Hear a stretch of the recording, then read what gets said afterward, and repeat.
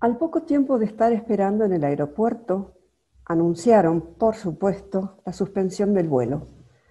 Permanecimos todavía un buen rato tratando de saber a qué hora del día siguiente debíamos volver. De todas maneras, estaba contenta porque podría llegar a tiempo para cenar con Eduardo. La mesa se convertiría pulcramente en una para dos. Decidí no avisarle. Las gratas sorpresas son un condimento necesario que ayudan a sostener lo que va quedando de frescura en una relación de pareja. Finalmente, cercana a la hora en la que deberíamos haber despegado, me despedí de mis colegas y tomé un auto de vuelta a casa. Todavía tenía chances de compartir con Eduardo al menos una copa de vino. Caía una llovizna persistente. La niebla no se había disipado y avanzábamos con una lentitud irritante. Al encarar la calle de casa, noté un tumulto gris y las luces parpadeantes de un patrullero cercano a la nuestra entrada. Pagué a chofer, tomé el bolso y bajé. A los pocos pasos noté que apenas podía caminar. Mis piernas le negaban una respuesta a la orden: seguí, no pasa nada. Tomándome de la pared, logré avanzar un poco. Entonces vi que la puerta de casa estaba abierta. El bonzo se deslizó de mis manos. Sentí que mi mente era invadida también por la niebla. Me aproximé entumecida a la ambulancia y con horror vi dos cuerpos cubiertos en el interior. Hola, soy Zulma Mateos, la autora de este libro, Mariposas de Metal. Se los acerco, editorial Duncan. Es un libro recientemente publicado, una antología de cuentos breves. Fue una gran satisfacción escribir estos cuentos. En realidad no es mi primera publicación, tengo 2 libros anteriores, pero fueron ensayos sobre Jorge Luis Borges. Y esta es la primera incursión en la ficción. En ambos casos, tanto en los ensayos como en la ficción, he sentido una gran satisfacción al escribir. Los ensayos tanto en el momento de la investigación como en el momento de volcarlos sobre el papel. Pero la ficción tiene otro sabor, da la posibilidad de la creación, dejar librada la imaginación y crear libremente, cosa que el ensayo no lo permite. Insisto, en ambos casos disfruté mucho la escritura, tanto en el ensayo como en los cuentos, pero este libro último de ficción ha sido muy satisfactorio para mí y espero que sea satisfactorio para ustedes si es que encaran su lectura. Como les decía, es una antología de cuentos breves. Esta no es una presentación convencional porque, bueno, el año 2020 no es convencional. Nos ha tocado un mal momento, pero la voluntad humana tiene muchos caminos para transitar esos malos momentos y a través de la literatura es una posibilidad. Entonces les propongo conversar un poco acerca de esta antología. Como no es una presentación convencional, no hay una presentadora, un presentador que hable bien del libro, que es lo que suele suceder en las presentaciones, sino el presentador, por supuesto, no aceptaría hacerlo. Yo no voy a hablar bien del libro, evidentemente, soy la autora. El juicio de valor se los voy a dejar a ustedes. Lo que sí voy a hacer es un breve monólogo sabiendo que ustedes están del otro lado, presentándole los temas de los cuentos y la forma en que encaré esos temas. Hay un tema que a mí me parece que es bastante recurrente, lo sé porque es un tema que a mí me preocupa personalmente, que es el del tiempo.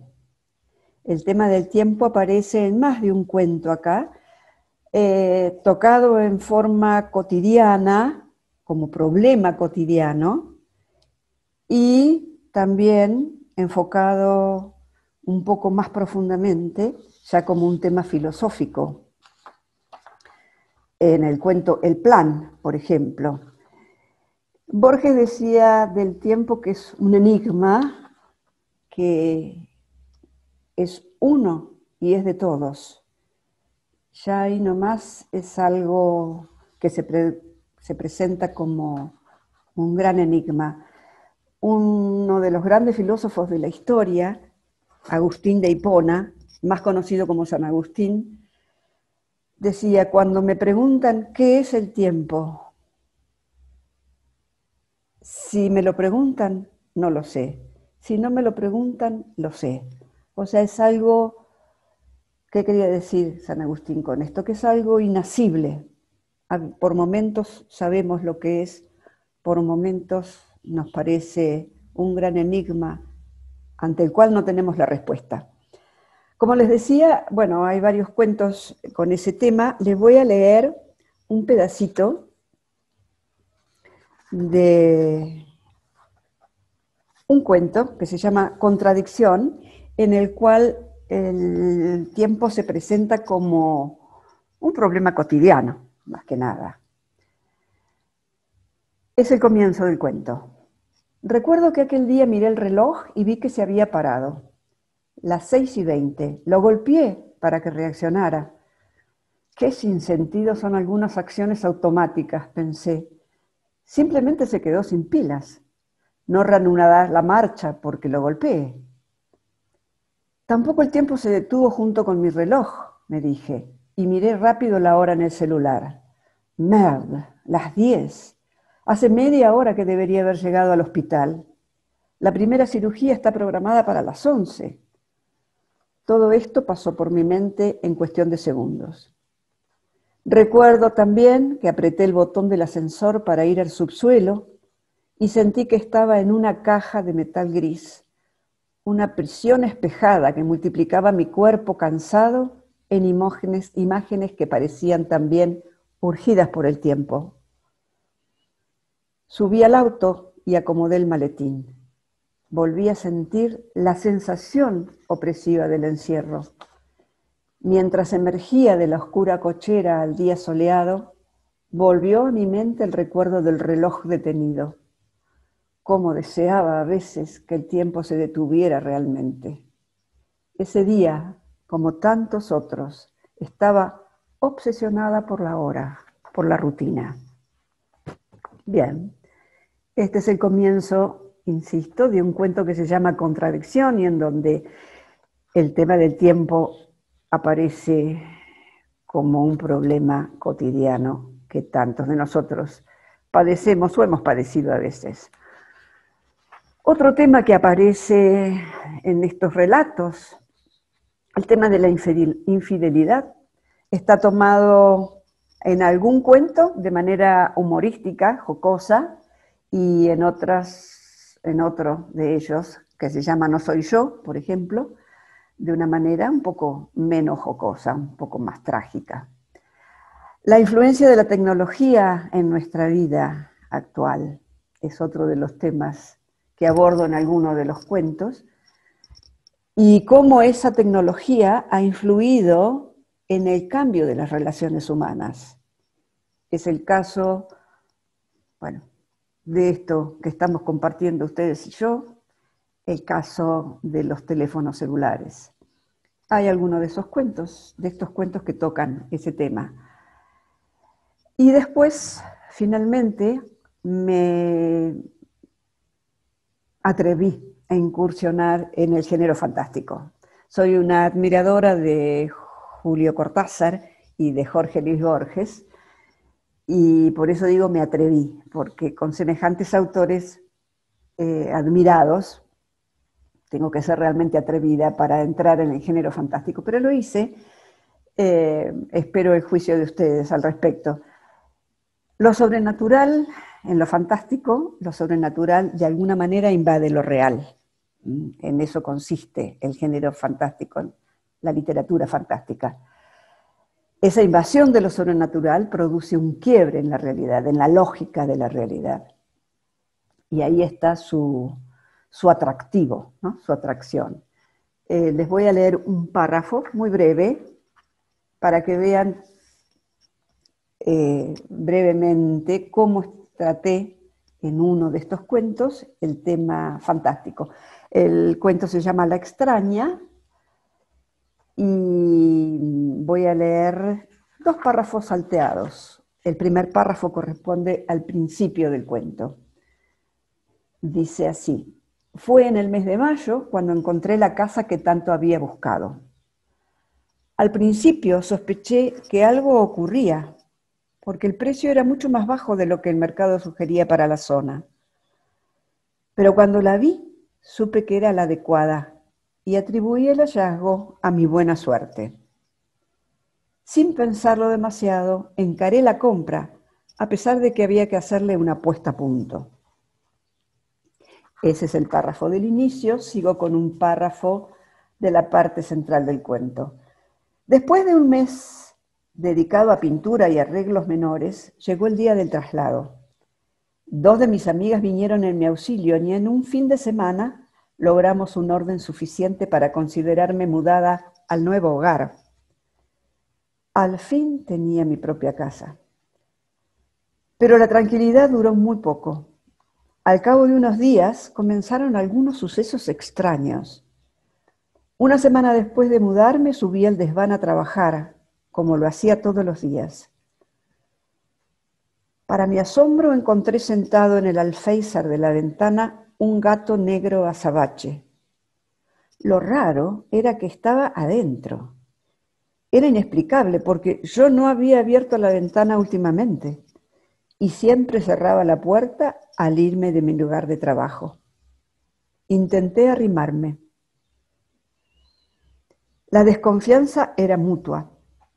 Gruñó y elevó el lomo en actitud defensiva. Los ojos se distinguían únicamente por el reflejo vidrioso que emitían, ya que parecían tan negros como el pelaje. Lentamente me arrimé a la ventana, la abrí estirando el brazo. Hice un ademán brusco, indicando que saliera, gesto que acató sin mucha convicción. Durante varios días ocurrió el mismo fenómeno. Lo sacaba por la ventana y reaparecía a las pocas horas misteriosamente en el desván. Todas las mañanas estaba allí. Nunca descubrí por dónde entraba. El problema comenzaba a preocuparme. Tanto fue así que tomé la costumbre de cerrar cada noche con llave la puerta del altillo. En realidad, no sé para qué, ya que el animal parecía tener el poder de atravesar paredes y ventanas. Bien, este es entonces uno de los cuentos fantásticos, se llama La extraña. Hay varios que corresponden a lo fantástico. La extraña, prisionera del viento, inconsistencia, recuerdos truncados. Bien, no me voy a extender más en esta presentación poco convencional. Quiero agradecerles que estén del otro lado. En una presentación convencional nuestra situación de relación hubiera sido distinta. Ustedes y yo estaríamos cara a cara, más cercanos físicamente, pero bueno, el año no lo permite, pero quiero agradecer en ese sentido a la organización de la Feria del Libro de Mendoza, que usando de manera muy positiva la tecnología, ha tendido este puente entre los escritores y los lectores, o los posibles lectores. Voy a terminar esta breve presentación con la lectura del último párrafo de la contratapa del libro, que dice así: un estilo ágil y sintético para recrear problemas cotidianos o temas profundos es la nota característica de esta antología que dejará al lector, al final de cada cuento, con el deseo de uno más. Les agradezco mucho la atención y espero que si lo leen les agrade. Muchas gracias.